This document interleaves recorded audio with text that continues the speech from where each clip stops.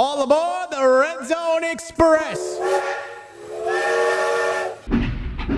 Oh God, there's the Redzone Express! We gotta catch that thing. But wait, is that a woman tied to the rails up above? I have to use the bathroom. Okay, but make it quick! Okay, I'm done. Oh God, I gotta catch this train. My mom's gonna kill me! Oh, thank God, we're here.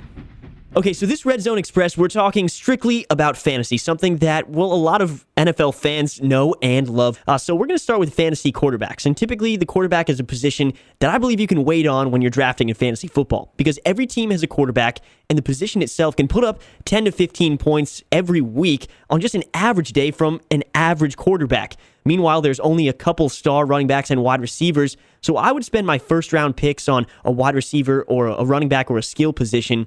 Aaron Rodgers, just to note, his average draft position is only in the late second or early third round, and I love a good value pick. So I'm going to put my stud here as Cam Newton, because Cam is a player that I can take him in like the sixth round. I might even want to reach for him because I think that he's going to have a great season this year. I didn't trust him last year, and he burned me because he finished second in the year of fantasy points, only behind Russell Wilson. He had 6 rushing touchdowns, and in fantasy football, mobile quarterbacks are great because rushing touchdowns, they add more points than a throwing touchdown would usually in typical scoring.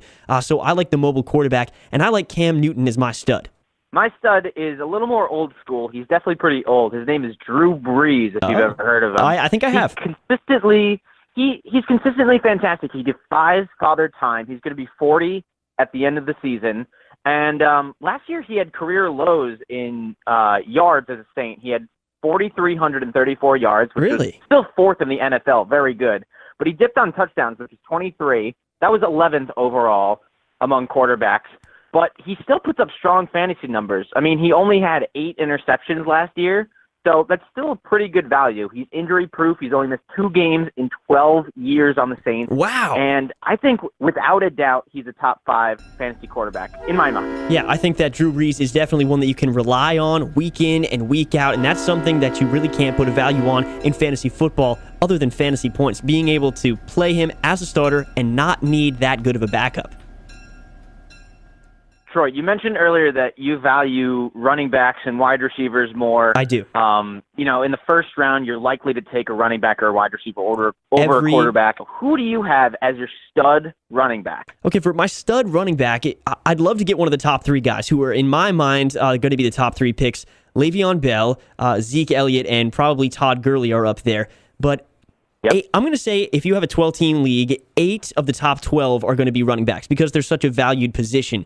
So I'm looking at a good running back 2 that I could have, a backup running back, and I love Derrick Henry, especially where he is in value, because now he doesn't have DeMarco Murray anymore, and I love the way that this guy runs. He's a hard-nosed, old-school running back, one that is going to get a lot of goal line touches, because now the Titans brought in Dion Lewis, who you might say would take a little bit away from Derrick Henry, but I'm going to say that Derrick Henry is going to be the thunder to Dion Lewis's lightning.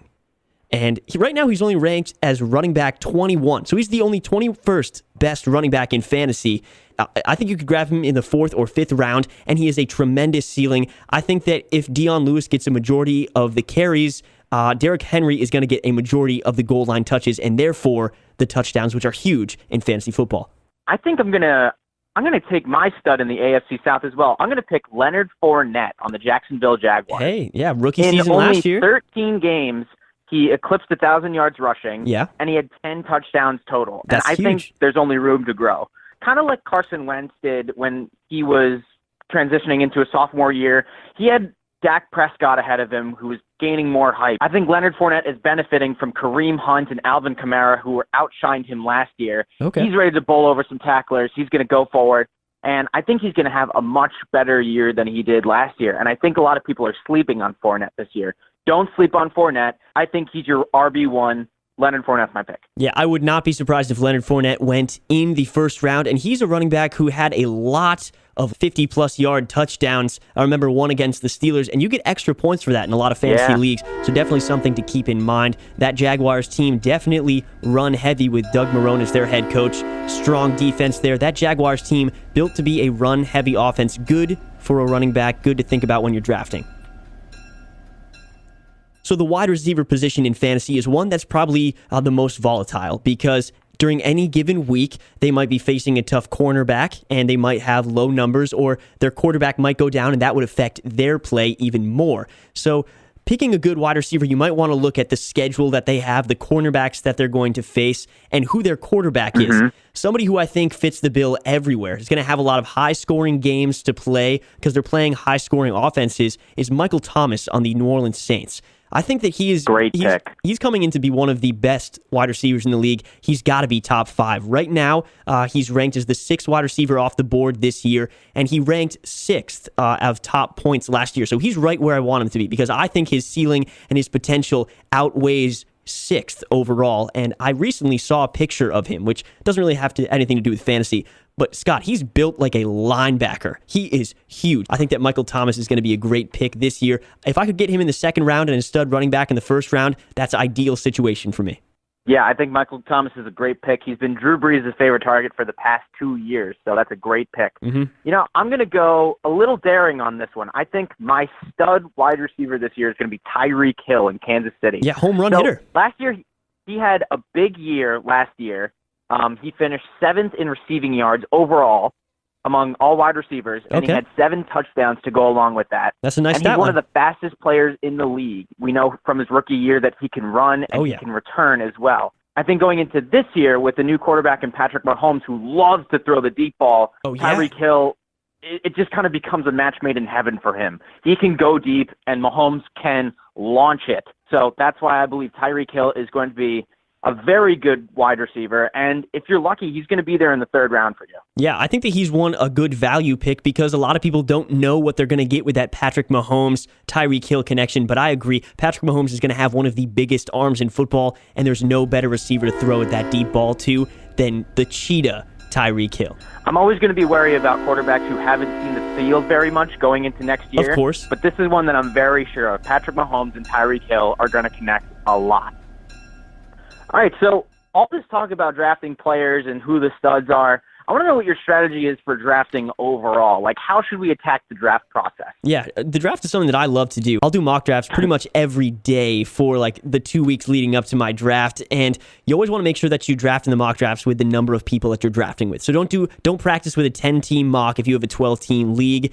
And I always like to go running back heavy. I like to draft a running back 1st round because those are the positions that are a dime a dozen. You can't get a elite running back in the 5th round, not unless you strike gold. And so if there's a situation where I don't know who to pick and all my guys are gone in the 6th round, a mid to late round, I'm just going to go with the best running back that I think is available because that's a safe pick for me because it's way better to have backup running backs than any other position, in my opinion.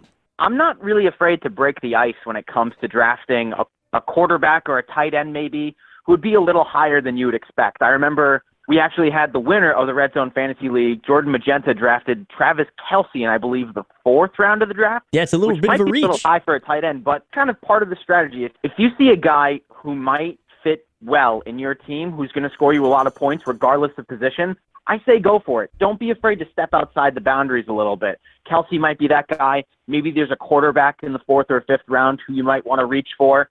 It doesn't really matter. If you think that they're going to be really good, then go for it. Yeah, I think Trust your gut. That's another point. You trust your gut. Yeah, exactly. Here's a hypothetical for you. You need a running back, and let's just say Jordan Howard is there. Okay. And you don't like Jordan Howard. Yeah, I don't. That doesn't necessarily mean that you need to draft him if he's the next best on your board. Yeah. You can draft somebody who you maybe like a little more. Like, let's just say Derrick Henry is beneath him. Just going right back to your stud.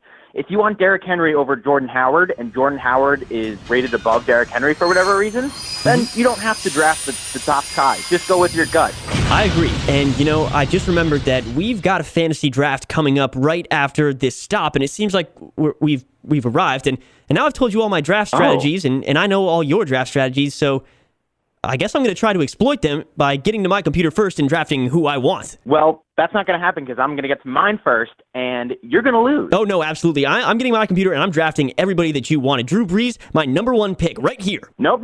Derrick Henry's my number 1, and you won't get him before I do. Oh, no, you don't. All right, that's it. I'm going. I'm out of here. See you later, I'm Scott. running.